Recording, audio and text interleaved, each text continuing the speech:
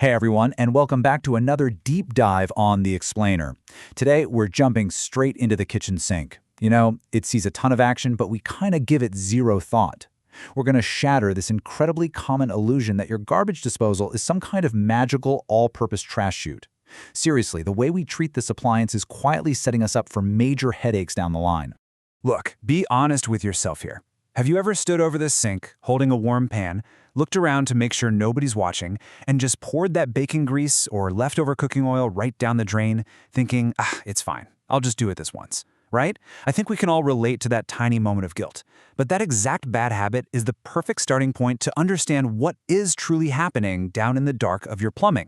Let's look at a core reality check directly from our source material. Quote, garbage disposals are built to handle small food scraps, not a steady stream of everything. This sets up the ultimate showdown of today's explainer, our rushed habits versus the literal mechanical limits of those pipes. When we treat a disposal like a black hole that can just devour whatever was on the kitchen counter, we're trapping grease, we're causing nasty smells, and we're practically begging for an expensive plumbing bill.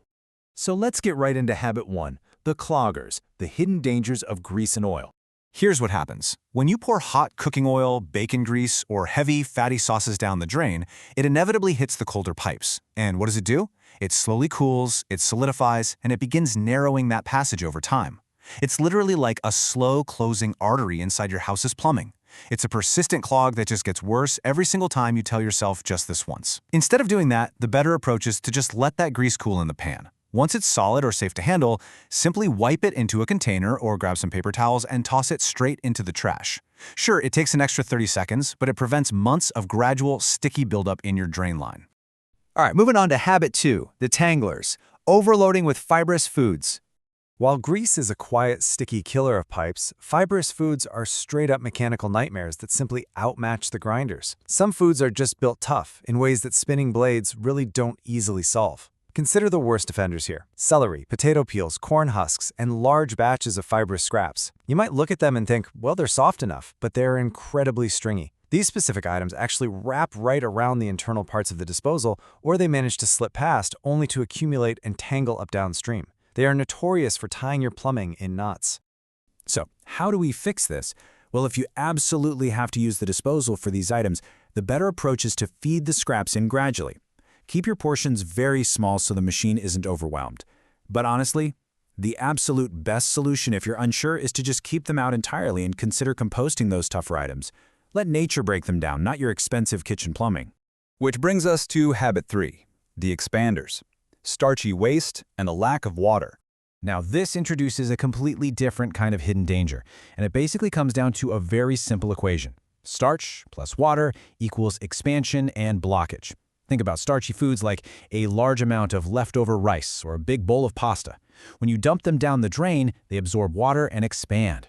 Add a lack of sufficient water flow into the mix, and this grinding process slows way down. That encourages all that starchy residue to act like glue, sticking stubbornly right to your pipe walls. To combat the expanders, you need to follow this exact 3-step sequence. First, run cold water before you even start the disposal. Second, feed those starchy or stringy materials gradually. Do not just dump a massive amount all at once. And third, keep running that cold water during and after. The simple but immense power of consistent cold water flow is your best defense against these sticky situations. Okay, let's look at habit 4, the buildup, skipping routine flushes. This one is totally a passive bad habit. Even if you use your disposal perfectly, shutting the tap off the exact second the grinding sounds finish allows fine food particles and a thin grease film to accumulate silently through daily use. When you shut it off too fast, all that debris just sits there. That is exactly when you start noticing slower drainage, those weird gurgling sounds, and yes, that incredibly unpleasant sink odor. The super simple fix? Just let the water run for an extra moment to fully clear the remaining debris out of the trap and into the main line. And that brings us to our final, and frankly, most direct way to break your system, habit 5, the jammers, tossing in non-food items. People toss things in simply because they're small, but these are absolute no-goes. Wipes, paper products, large quantities of coffee grounds, bones, and random packaging materials. Throwing these down the drain guarantees a system jam. These materials don't break down, they simply collect, harden in your plumbing, and stop everything in its tracks. I don't care how small the corner of packaging is, there is no way it belongs in the disposal. The ultimate preventative hack here: stop using the disposal for everything.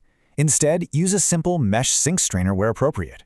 A strainer is going to catch all those non-foods, small pieces of plastic, or dangerous hard items, allowing you to keep the disposal strictly for small, soft food scraps.